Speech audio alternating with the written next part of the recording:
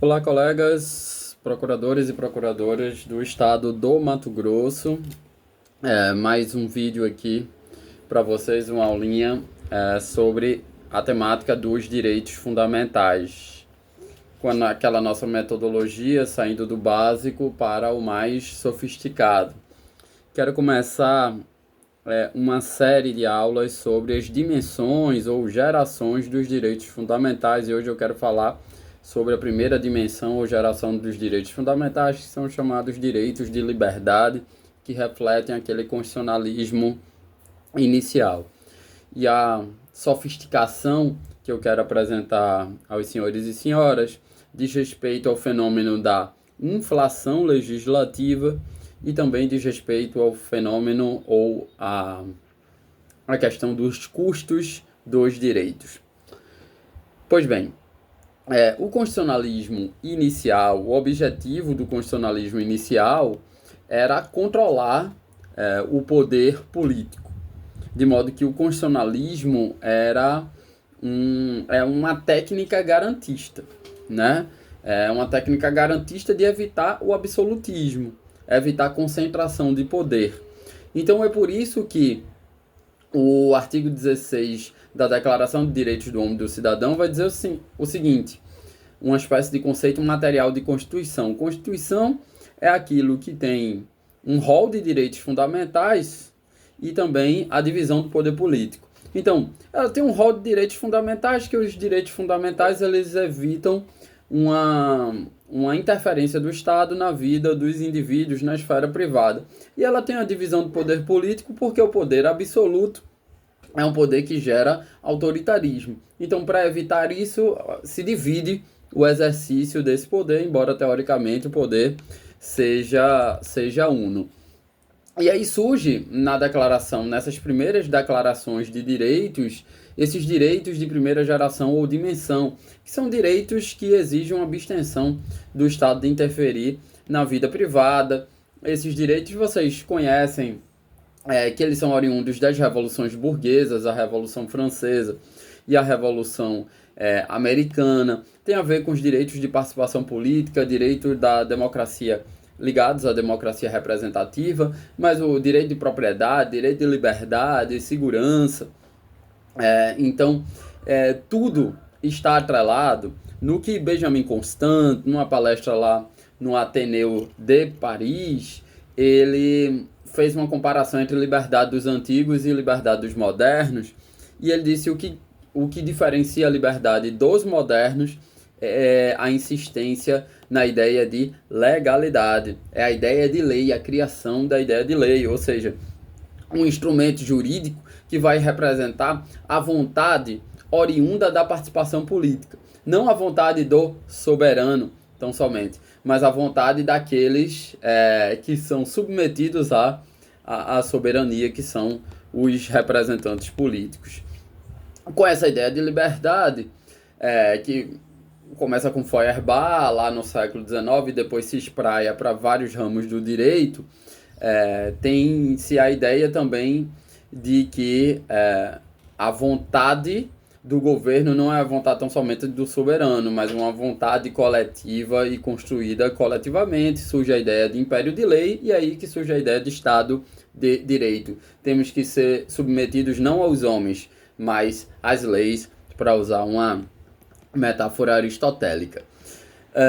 E a Constituição brasileira, ela de 88, ela se submete também a esses direitos de primeira dimensão. A maioria estão no artigo 5º, ou estão espalhados na Constituição. Por exemplo, as questões da legalidade tributária não está no artigo 5º, mas está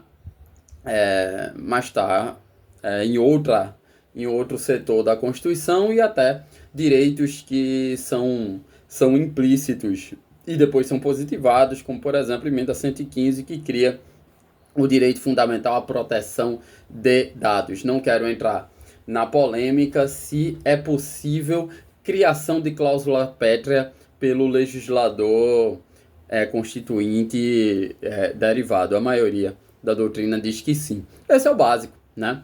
E o digamos assim, o sofisticado é a gente pensar que essa ideia de lei dois antigos, né, do constitucionalismo inicial, ela é bastante problematizada. E eu trouxe para vocês a ideia de inflação legislativa, que é uma ideia criada pelo administrativista Garcia de Enterria, e pode ser definida como uma ampliação da utilização das leis para fins de regulação social, de modo que as leis abrangem aquele instrumento oriundo do poder legislativo, que são leis em sentido formal, mas também as regulações administrativas. E diante da ineficiência do Estado moderno e da necessidade de descentralização da administração desse Estado, surge esse fenômeno da inflação legislativa, que meio que contesta essa ideia liberal de direitos de primeira geração, essa ideia liberal de lei, alguns vão chamar de legalidade ampliada. Por quê? O Estado moderno não é mais aquele Estado liberal pouco complexo. É um Estado que busca implementação de várias políticas públicas. É um Estado que busca estabelecer qual é o modo e quais são os limites da intervenção do Estado na economia. É um Estado que busca fiscalizar atividades privadas. É um Estado que está envolvido numa série de resoluções de problemas concretos. E a lei agora, ela parece menos com a lei dos constitucionalistas iniciais e muito mais com os regulamentos. O Estado se ampliou bastante, o Estado se especializou, o Estado cresceu e foi necessário realizar essa espécie de descentralização administrativa. É só pensar no papel das agências reguladoras. Então, por que isso é importante? Porque, embora se permita alguma inauguração do ordenamento jurídico, como regra, essa descentralização administrativa que oferece essa oportunidade de regulamentação, de regulamentos, expedição de regulamentos, eles não podem contraditar a lei, ser contrários à lei. E esse controle é demandado dos juristas modernos.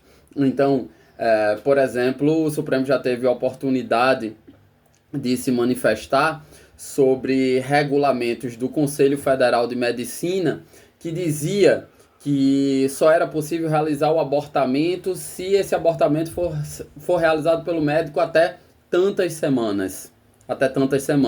Mas a lei penal diz, por exemplo, que o abortamento oriundo de estupro, do crime de estupro, não tem essa limitação de semanas e pode ser realizado a qualquer momento. Então veja que um regulamento do Conselho Federal de Medicina contradita a lei e os juristas têm que ficar atentos a isso. E no que diz respeito aos custos dos direitos, é mais um toque que surgiu lá de um constitucionalista americano há muitos anos atrás, décadas atrás, mostrando que, embora esses direitos de primeira geração ou dimensão exijam uma abstenção do Estado, esses direitos têm custos. Pense em participação política, pense num custo que é a realização de eleições, por exemplo. Então, veja como é um custo o exercício da liberdade de credo. Imagina uma manifestação ligada a determinada religião. É preciso que se destaquem policiais para proteger o direito de manifestação dessas pessoas. Vejam que direitos de primeira dimensão que exigem uma abstenção do Estado têm custos para a sua manutenção. É isso. Até a próxima.